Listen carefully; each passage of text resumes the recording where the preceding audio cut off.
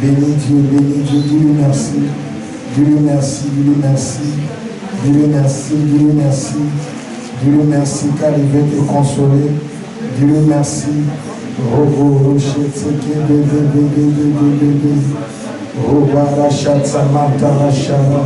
Bénis ce Dieu-là. Dis-lui merci. Dis merci Jésus. Merci Jésus car tu es là. Merci Jésus car tu es là. Merci Jésus car tu es là. Merci Jésus. Tu bénis Dieu. Tu bénis Dieu. Tu bénis Dieu. Tu bénis Dieu. Bénis Dieu,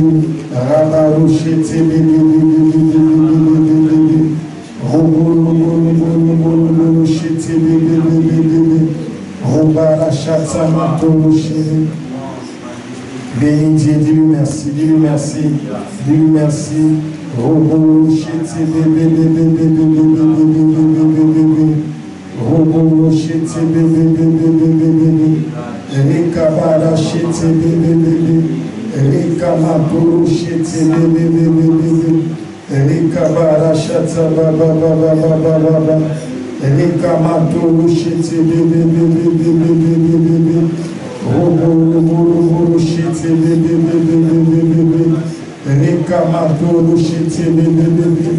Dis-lui encore merci.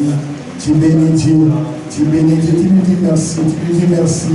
Tu lui dis merci. Merci parce qu'il est là. Il est fidèle. Il est fidèle. Jésus. Rabato, Shetzaka, Matara, Sheda. Le seul unique et le véritable Dieu. C'est lui qui n'a ni commencement ni fin. Il est digne. Il est digne. Au nom de Jésus,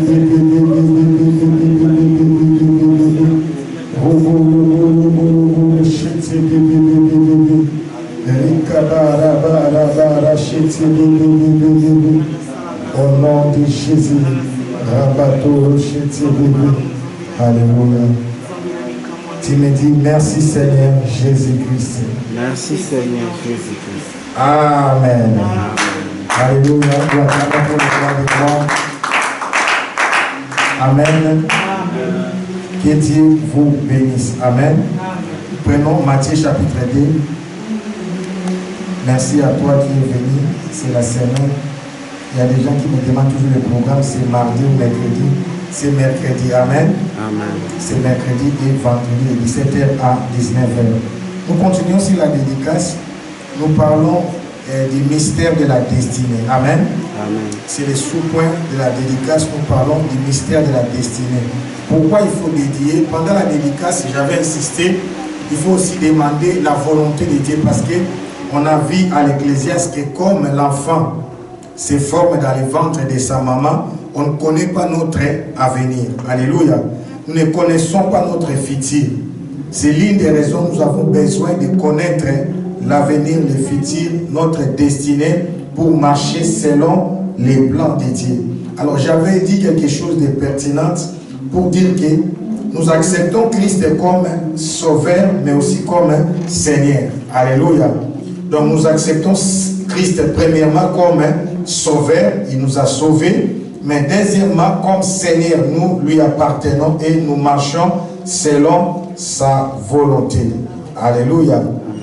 Alors prenons Matthieu chapitre 2, verset 7. Alléluia. Matthieu chapitre 2, nous commençons, nous allons lire d'abord verset 7. Et jusqu'au 8e verset, et ensuite nous allons prendre verset 16. Amen. Matthieu chapitre 2, verset 7 à 8, et en plus verset 16. Amen. Je peux lire. Vous y êtes? Amen. Je lis la parole. Là-dessus, Hérode fit appeler secrètement les mages et se fit préciser. Alléluia. À quel moment l'étoile était apparue. Puis il les envoya à Bethléem en disant, allez là-bas et renseignez-vous avec précision sur cet enfant. Retenez bien précision. Amen. Donc, Hérode se bat pour avoir des précisions. Là, si Hérode fit appeler, je répète verset 7, secrètement les...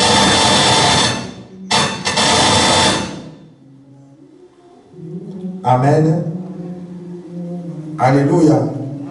Au lieu de demander ça en public, parce que vous savez, il y a, quand les rois s'assoient, il y a des sages, il y a des magiciens, il y a ses conseillers, il y a plusieurs genres de personnes qui sont tout autour du roi. Mais la Bible dit, là-dessus, Hérode fit appeler secrètement les mages.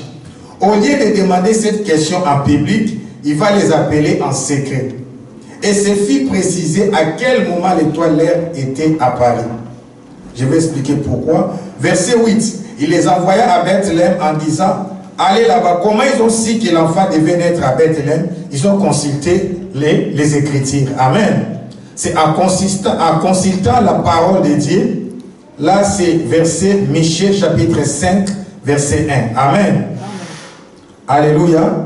Il y a deux sortes de révélations. Michée, chapitre 5, verset 1.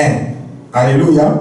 Là, il est dit, et toi, Bethléem, village de Juda, tu n'es certes pas le plus insignifiant des chefs liés de Juda, car c'est de toi que sortira le chef qui, comme un berger, conduira Israël. Alléluia. Donc, Matthieu chapitre 2, 6, et ils ont eu la révélation dans Michée chapitre 5, verset 1. Amen. Alors, la révélation, c'était que l'enfant devait naître à Bethléem. Mais maintenant, la précision, quand est-ce que cet enfant devait naître? C'est pourquoi j'avais dit que la destinée est liée au temps, au lieu et aux circonstances. Amen. Amen. Alors, premièrement, Hérode a la précision du lieu. Alléluia. Il sait que l'enfant doit être né à Bethléem. Et la précision du lieu a été donnée par rapport à la révélation dans la Bible. Mais maintenant, il lui manque la deuxième chose. Il cherche maintenant les temps. Amen. Il a les lieux, il cherche les temps. Amen. Alors, la Bible dit, il va les appeler en secret pour qu'ils donnent la précision par rapport à l'endroit. Les mamans seront bénies. Amen. Les mamans, nous sommes là. Alors, il dit maintenant au verset 8, puis il les envoya à Bethléem en disant, allez là-bas et renseignez-vous avec précision sur cet enfant. Puis quand vous l'aurez trouvé, venez me le faire savoir pour que j'aille moi aussi lui rendre hommage ou l'adorer. Alléluia. Écoutez maintenant, si vous lisez 7 à 8, même ici, l'auteur, je ne sais pas, il a fait exprès, il ne donne pas la précision. Mais or, il avait obtenu la précision. Au verset, toujours Matthieu 2, Amen, vous y êtes. Verset 16. La Bible dit, quand Hérode s'aperçut que les mages s'étaient moqués de lui parce que les mages ont été visités par les anges, alors ils ont eu la révélation de ne pas retourner chez Hérode. Maintenant, verset 16. Quand Hérode s'aperçut que les mages s'étaient moqués de lui, il devint furieux. Il donna l'ordre de tuer à Bethléem et dans les environs. Pourquoi? Il avait la précision du lieu, mais pas la précision exactement.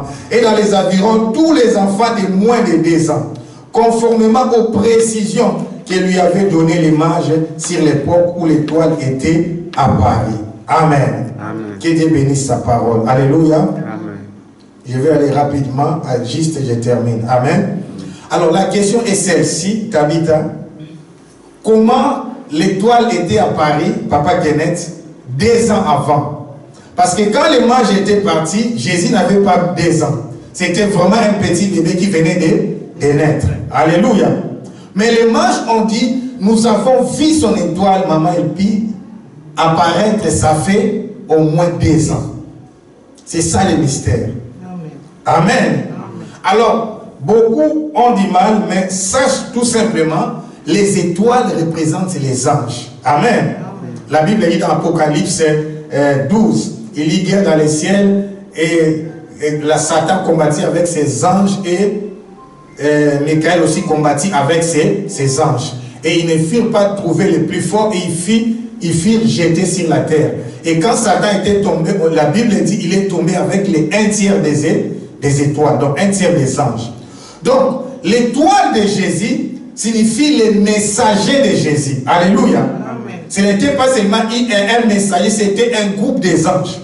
Vous allez voir ces anges-là, ce sont les bergers qui les ont vus. Quand Jésus est né, les bergers étaient en train de paître leurs brebis. ils ont vu une armée des anges en train de chanter. Alléluia. De louer Dieu. Et Dieu dit pour les enfants, la Bible dit, nous devons respecter les enfants parce que leurs anges au ciel regardent aussi la face de Dieu. Alléluia. Donc je voulais dire, dans ta destinée, avant que tu ne viennes sur la terre, Dieu envoie déjà un ange pour te préparer les terrains, pour te préparer la mission. Alléluia. Amen. Donc l'étoile de Jésus Kenneth était déjà descendue sur la terre il y a 10 ans. Quelqu'un m'attend? Et l'étoile de Jésus, ce n'était pas seulement un ange, c'était toute une armée des anges. Mais ils ont vu maintenant cette étoile-là il y a 10 ans.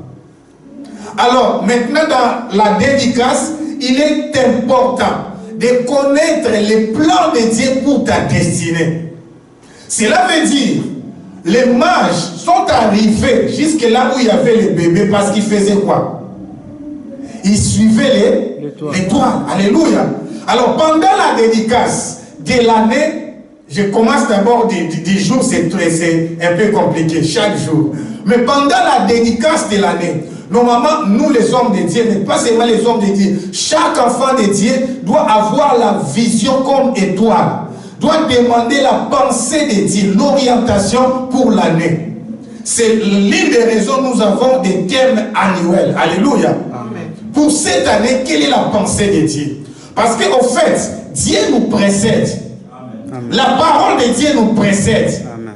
Quand Dieu marche avec nous, nous ne sommes pas devant. Alléluia. C'est Dieu qui est devant. Il nous précède. Et quand Dieu nous précède, il ne nous précède pas de 2 ou 3 pas. Dieu nous précède, maman Vicky, parfois de 1 année ou de 5 ans. Amen. Alléluia. Amen. Il y a beaucoup de mystères dans la Bible. Vous imaginez les jours de la fête de Pâques. Jésus envoie 2 de ses disciples. Il dit, allez dans la ville. Amen. S'il avait dit, vous allez trouver une femme portant une criche et suivez-les, ça allait être compliqué parce que toutes les femmes portent des criches. Mais il a dit, vous allez trouver un homme portant une criche et suivez-les. Un homme, c'est le Saint-Esprit. La criche représente la parole. Amen. Amen. Et suivez-les jusqu'à l'endroit où il va entrer et c'est là où je vais manger la Pâque. Et la Pâque était préparée 2 semaines avant. Alléluia. On prenait déjà l'agneau pascal, on le mettait à part, qu'on allait tuer. Et curieusement, la chambre haute, là où Jésus était parti manger la Pâque, était déjà préparée avec des places, avec des précisions. Amen. Vous savez pourquoi? Le Messie là avec la criche avait reçu la révélation. Amen. Et la révélation là, il l'avait reçue pas le même jour. Parce que l'agneau pascal, on les mettait à part à l'écart pour les sanctifier. Au moins 14 jours avant. Et le 10e jour, on les préparait maintenant pour les sacrifier. Donc cela veut dire, le Messie avait reçu la révélation que tu vas recevoir des invités. Amen. Amen. Alléluia. Amen. Et ces invités-là vont prendre leur Pâque chez toi. La Pâque là, ce n'était pas préparé pour tout le monde, c'était pour Jésus et ses disciples. Je suis venu t'annoncer la bonne nouvelle. Ta destinée est déjà préparée. Amen. Il y a un homme qui est déjà préparé pour t'épouser. Il y a une femme qui est déjà préparée pour te faire du bien. Il y a un endroit qui est déjà préparé pour toi. Tu dois maintenant avoir la révélation de cet endroit. Et si Jésus était comme nous des humains, il allait entrer en Jérusalem, en train de se promener. Où est-ce que nous allons manger la Pâque? J'ai dit, maman Vicky, il y a déjà un producteur qui est préparé pour te produire. Alléluia. Il y a déjà quelqu'un qui est préparé. La vie parfois devient facile quand on a la révélation. J'ai pris de tout mon cœur que tu te retrouves à l'endroit qu'il faut, au temps qu'il faut, pour rencontrer la personne qu'il te faut. Amen. Alléluia. Amen. Et cela arrivera. Yes. Amen. Donc l'étoile, ils ont vu déjà l'étoile de Jésus, ça fait 2 ans. Amen. Alors le roi s'est dit, Hérode s'est dit, certainement. Amen. L'enfant est né entre 2 ans. Et ce qui est compliqué, il a tué tous les enfants, tous les bébés, des 0 à 2 ans de Bethléem et des alentours. Amen. Amen. Mais la révélation est celui-ci. Le roi Hérode est parti demander ça en secret. Vous savez pourquoi en secret? Alléluia. Il est parti demander ça en secret pour en profiter au maximum. Alléluia. Et éviter qu'on sache les plans qu'il est en train de préparer pour détruire cet enfant. Je vais t'annoncer la bonne nouvelle. Alléluia. Aujourd'hui, j'ai prié beaucoup. Je me suis demandé, il est arrivé 2 fois dans la Bible, amen, où les rois, des rois ont eu des révélations et que les magiciens n'ont pas pu décoder. Amen. Connaissons l'histoire de Pharaon. Alléluia. Amen. Pharaon va voir des songes. Mais ces magiciens n'ont pas pu décoder ça.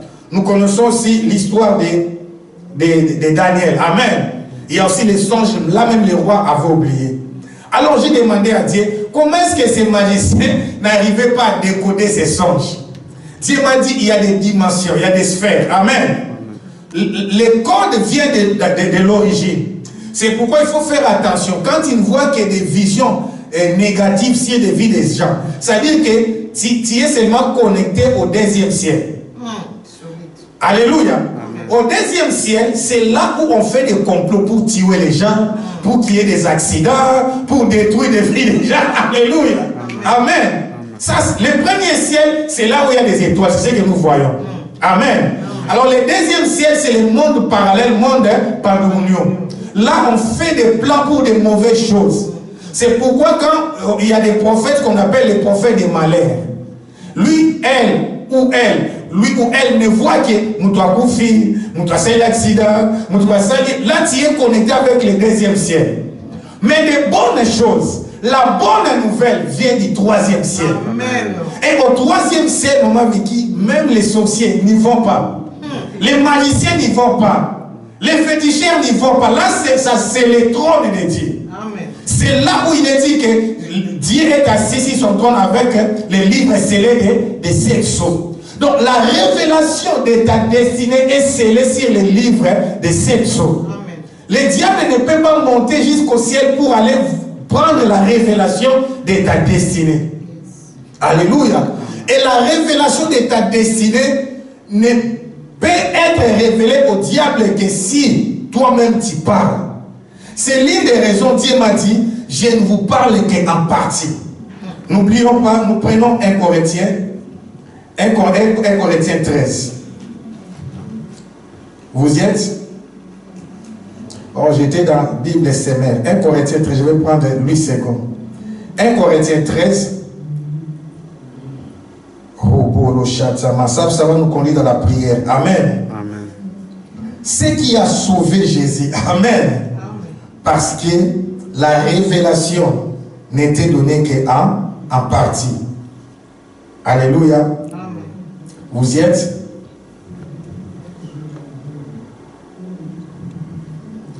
Verset 12. 1 Corinthiens 13, verset 12. La Bible dit, aujourd'hui, nous voyons au moyen d'un miroir, d'une manière obscure.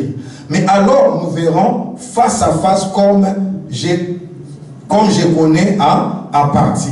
Mais alors, je connaîtrai comme j'ai été connu. Alléluia. Amen. Donc, 1 Corinthiens 13, 12.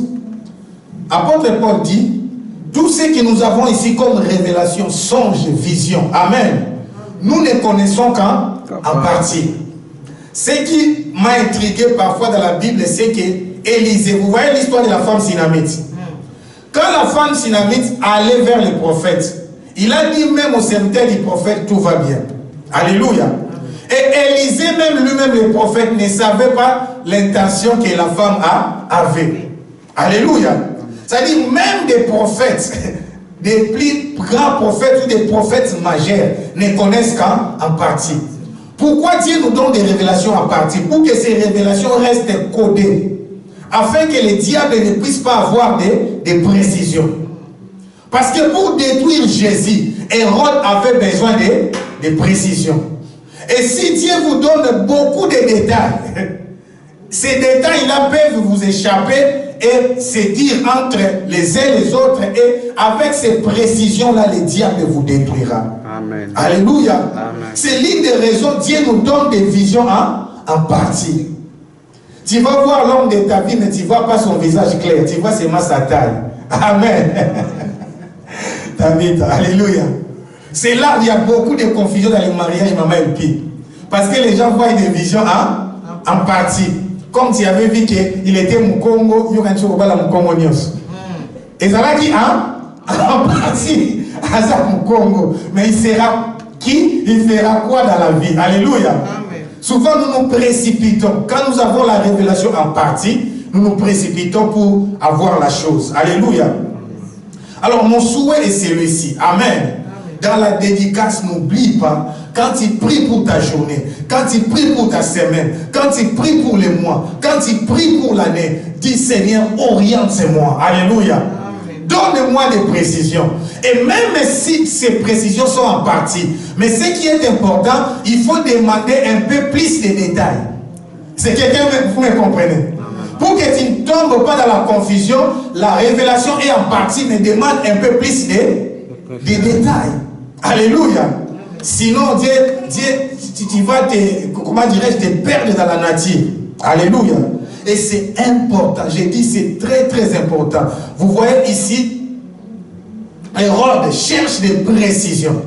Et il cherche des précisions en secret. Parce qu'il sait que ces choses-là ne se disent pas en public. Cela veut dire, même s'il avait demandé, bon, je vais vous donner une autre partie de sagesse. Si Hérode va aller demander aux mages des précisions en secret, ça veut dire aussi que les mages, pendant les réunions, ils n'avaient pas dit toutes ces vérités. Vous comprenez? Donc les mages aussi étaient sages. Comme des sages, des voyants, ils savent que dans des visions, dans des révélations, on ne dit pas tout. Et comme les rois aussi étaient malins, Hérode a compris, ils n'ont pas tout dit. Alors je vais les chercher en secret pour demander des précisions parce que moi je vais détruire cet enfant. Alléluia. Amen. Ça c'est pour vous aider. C'est pourquoi, pardon, que Dieu nous aide. Si vous voyez dans la vie les personnes qui cherchent à découvrir les détails des vies des gens, c'est un signe de la sorcellerie. C'est très dangereux. Alléluia. Ils cherchent à connaître des détails. Tu lui dis, je vais aller en vacances. Ou en France. Mais ça suffit, non? Il te dit, non, en France, dans quelle ville? Dans quel coin? Dans quel coin? Tu lui donnes les coins. Il dit, non, dans exactement quel arrondissement? Alors, quel ou chez quel? Merci, Raphaël. Tu comprends? En fait, il cherche ces précisions-là pour t'attaquer la nuit. Lui, il n'a pas besoin d'un ordi, de prendre les bus ou bien les trains. Lui, il va voler. Amen. Il va t'attaquer. Mais il ne peut pas. Et ils n'ont pas les dons de révélation. Parce que les pensées cachées, c'est dans nos reins. Donc, c'est à l'intérieur de nous. Il n'y a que Dieu qui sonde nos cœurs et nos reins. Le diable n'a pas cette révélation. Alors, quand vous voyez, vous allez chez Mando, chez Ndikou, ils vous disent, c'est tout à fait naturel. Parce que c'est eux qui sont à l'origine de ces complots machiavéliques. Ce ne sont pas des révélations. Amen. Moi, je dis, ce sont des divulgations, des trahisons. C'est comme dire, ils étaient ensemble pour te détruire. Alors, tu vas chez l'un des agents, parce que tu as sacrifié, il te dit, non, il y avait ça. Lui-même aussi était là. Alléluia. Un magicien avait dit ceci, quand tu viens chez moi, on t'avait jeté un sort, et tu viens me demander de te guérir, je ne veux pas te délivrer. Je vais demander seulement à mes collègues, il est venu chez moi pour qu'il reste mon client, laissez-le, ou bien laissez la personne peut-être 6 mois, et après 6 mois, vous pouvez revenir. Il négocie ta libération, mais ta libération n'est pas totale. C'est pourquoi il n'y a que Dieu qui guérit. Alléluia. Amen. Il n'y a que Dieu qui sauve. Il n'y a que Dieu qui délivre. Amen. Alléluia. Amen. Donc si tu vois quelqu'un chercher, à moins qu'il soit ton intime, si vous n'êtes pas intime avec lui, mais il cherche trop de détails, même dans des églises, ils connaissent des vies de tout le monde. Alléluia. Et dans les détails, c'est un mauvais signe. Alléluia. Parce qu'il cherche à poser des questions. Et toi-même aussi dans la prière, aie l'habitude de demander des précisions. Amen. Amen. Ça nous aidera. Alors pourquoi j'avais dit pour nos enfants? Pour nos enfants, nous devons aussi avoir la révélation pour les orienter dans la précision. Comme ça, nous saurons dans quelle école il faut que nos enfants aillent étudier. Tu dois avoir déjà la révélation, la pensée de Dieu sur ta fille, sur ton fils. Tu sais déjà que ma fille deviendra chanteur de l'Éternel. Déjà à 5 à 6 ans, tu commences tu la vois à l'école de musique. Alléluia. C'est pourquoi aux États-Unis, la spécialisation ne commence pas au secondaire ou à l'humanité, dès l'école primaire. Donc il y a des écoles des ingénieurs, vous savez cela. On voit qu'un enfant est doué dès le bas âge. On le fait entrer dans une école de haute technologie. Et vous verrez, ces enfants-là, ce sont des génies. Un jour, on a montré à la télé, je ne sais pas, un enfant à 12-13 ans comme ça, il est déjà docteur. Il a terminé les études universitaires, tout. Parce qu'on a remarqué que c'était un enfant doué, on l'a enlevé à l'école maternelle avec tout le monde. Déjà, il étudiait avec les grands, pendant qu'il était encore petit. Pourquoi les États-Unis aillent toujours de l'avant? Parce qu'ils ont la capacité de détecter les talents. Alléluia. Parce que ton futur a déjà été établi. Il y a un ange, il y a une armée des anges qui ont déjà été lâchés pour préparer ton avenir. Mais maintenant, toi, tu dois marcher selon leur plan pour ne pas être à côté. C'est l'une des raisons, quand nous apprêtons des chemins, tu vois trop d'embuscades, trop d'embûches. Il faut parfois s'arrêter et se poser la question, je suis sur la bonne route ou comment? Alléluia. Peut-être que ce n'est pas la bonne route, ce n'est pas le bon chemin. Amen. Quelqu'un a été béni? Amen. Alléluia. J'ai dit, ta destinée a déjà été préparée. Amen. Il y a un ange qui est déjà devant pour te guider. Amen. Dieu a déjà préparé ton avenir. Il y a une parole qui a déjà été libérée. Il y a déjà une armée des anges qui est devant toi pour combattre tes ennemis, pour te préparer le chemin. La personne que tu cherches a déjà été prédestinée. L'endroit que tu vas aller a déjà été préparé. Tu entreras dans ta destinée. Tu entreras dans ta bénédiction. Tu entreras dans cette entreprise. Tu rencontreras ce mari. Tu rencontreras les Boaz de ta vie. Patrick, tu rencontreras la princesse de ta vie. Amen. Alléluia. Amen. Il faut croire.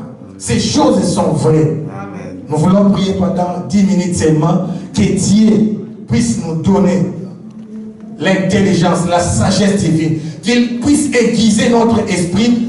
Nous allons supplier Dieu, c'est vrai, nous ne voyons qu'à partie, mais nous voulons avoir un peu plus de détails. Alléluia. Amen. Pour que nous ne puissions pas nous perdre. Tu vas demander à Dieu, dis Seigneur, plus de détails. Fermons nos yeux, disons d'abord merci pour cet enseignement. Bénis Dieu, dis merci. Rabado, bébé, la chata, baba. Je bénis ton nom, Seigneur. Je bénis ton nom, l'Esprit de Dieu.